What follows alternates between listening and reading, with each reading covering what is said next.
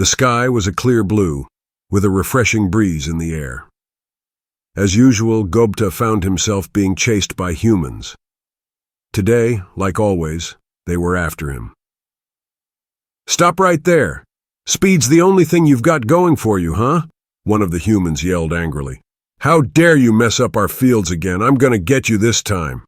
Another shouted, eyes blazing with rage as they closed in on him. Gobta ran as fast as he could. He knew it would end badly if they caught him. He had never been captured before, but none of his fellow goblins who were caught had ever returned, so he could only imagine the terrible consequences. Of course, he could have stayed away from the fields and gardens in the first place, but Gobta and the other goblins didn't really understand farming. To them, it was just a field filled with fruits and vegetables.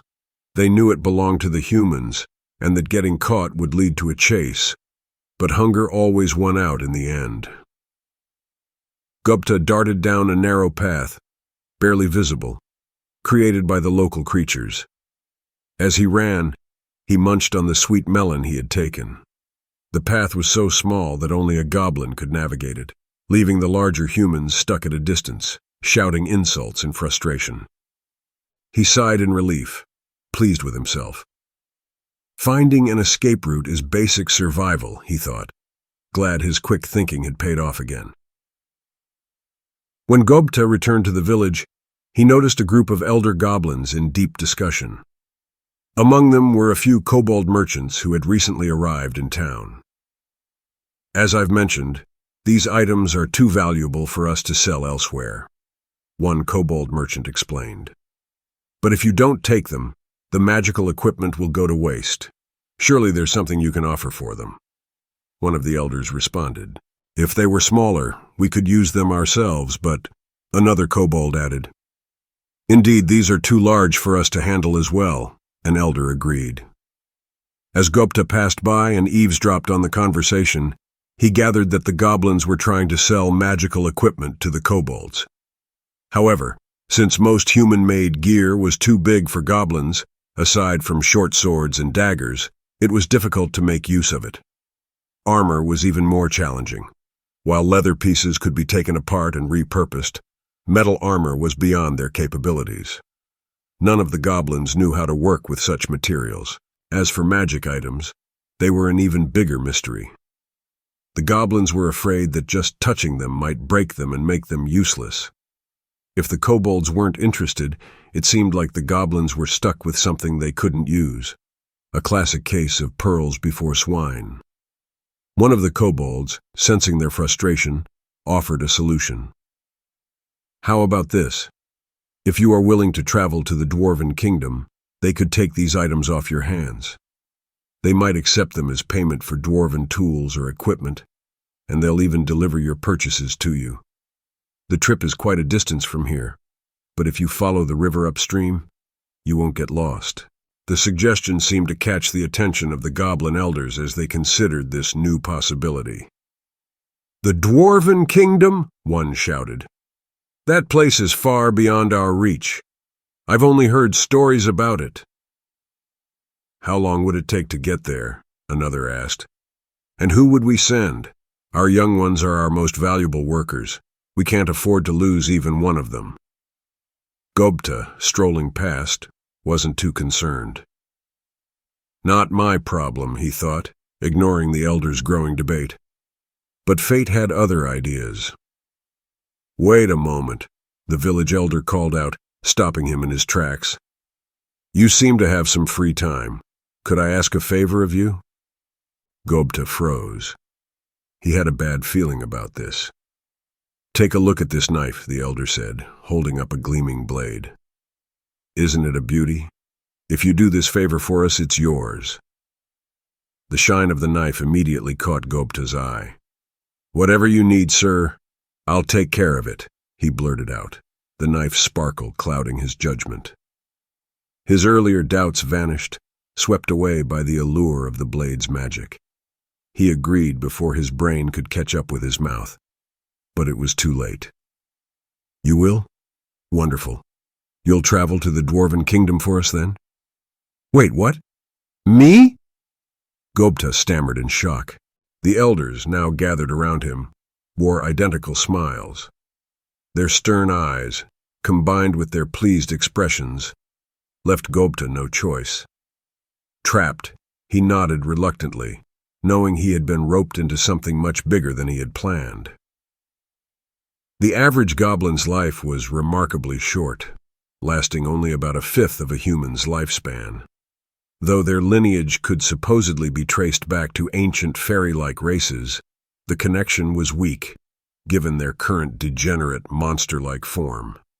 Even the longest-lived goblins were lucky to see their 20th birthday, and most lived just about a decade. Goblins reached reproductive age by 3 and full maturity by 5, marking the start of their brief adulthood. Goblins were not strong by nature, so they compensated with high birth rates. However, survival was harsh, and only a fraction of their offspring reached adulthood. About half of goblin children survived to maturity, and less than half of those ever lived past 5. It was a brutal reality they had come to accept. Their short lives left little room for intellectual pursuits. Goblins didn't value language beyond the basics needed to communicate immediate intentions. They had no tradition of passing knowledge to the next generation or stockpiling resources to improve their conditions. This was why goblins had no use for magical items beyond selling them for food or simple armor. Even the elders lacked the understanding of what a journey to the dwarven kingdom would require. The round trip would take several months, a significant portion of a goblin's life. Gobta would risk everything, but no one in the village saw it as an important mission. To the elders, it was just a rough task given to a young goblin with little to do. There was no malice behind it, nor the foresight to grasp the enormity of the journey. It was simply how things were. With only a moment of hesitation, Gobta's fate was sealed. His journey to the dwarven kingdom was set in motion, an adventure far more dangerous than he could imagine. "Why is everyone so mean?" Gobta muttered to himself, feeling the weight of his situation. He was still just a young goblin, not fully grown, yet they had strapped an enormous load onto his back and sent him off on an exhausting quest. The kobolds had mentioned it would be a 2-month journey on foot, but with all the baggage he was carrying, it was hard just to take a step. Still, there was no point in complaining, so Gobta began thinking of a solution. An idea struck him. Why don't I put all this stuff in a box and pull it behind me? Unfortunately, the box refused to move. He scratched his head, frustrated, then recalled something he had once seen near a human settlement, a large box that a horse pulled around. Oh yeah, that one had some round things on it. What Gobta had seen was a cart, and those round things were wheels, though he didn't know the word for them. Determined, he scavenged around for something similar, and eventually found a pair of abandoned circular shields. This'll do. From there, things moved quickly. He grabbed a sturdy club and used his shiny new magical knife to whittle it down to the right size. Then he poked a couple of holes in the box, ran the stick through, and attached the shields to each end as makeshift wheels. He secured everything with some vines he found nearby. After adding extra wood for handles, Gobta had created his very own pull wagon. He piled some rags on top of his belongings to keep them from falling off, and collected a few more from the village to stay warm during the chilly nights. The elder, to his credit, provided Gobta with some food and water for the journey, and with that, Gobta left the village. There were no long goodbyes. Goblins weren't sentimental like that. He was on his way, his adventure beginning, and his makeshift cart rolling along behind him. "I'm hungry," Gobta mumbled to himself. A week had passed, and he was staggering along, utterly exhausted. The food he had brought, which he thought would last a lifetime, was gone by day 5. He still had a bit of water left, but even that was running low. To make matters worse, his wagon kept getting stuck on roots and rocks, draining what little energy he had left. Gobta hadn't eaten in 2 days, and his strength was fading fast. Every step was a struggle, and pulling the wagon along had become nearly impossible. Finally, he couldn't take it anymore. His legs gave out, and he collapsed at the base of a large tree by the side of the path. As luck would have it, the moment he sat down, he spotted a mushroom growing nearby. Had he taken a closer look, he might have noticed its dangerous, poisonous appearance. But in his hunger, his vision was blurred and his judgment clouded. "Ooh, a mushroom! This'll keep me going for years," he thought, deliriously excited. Without a second thought, he lunged at the mushroom and devoured it raw.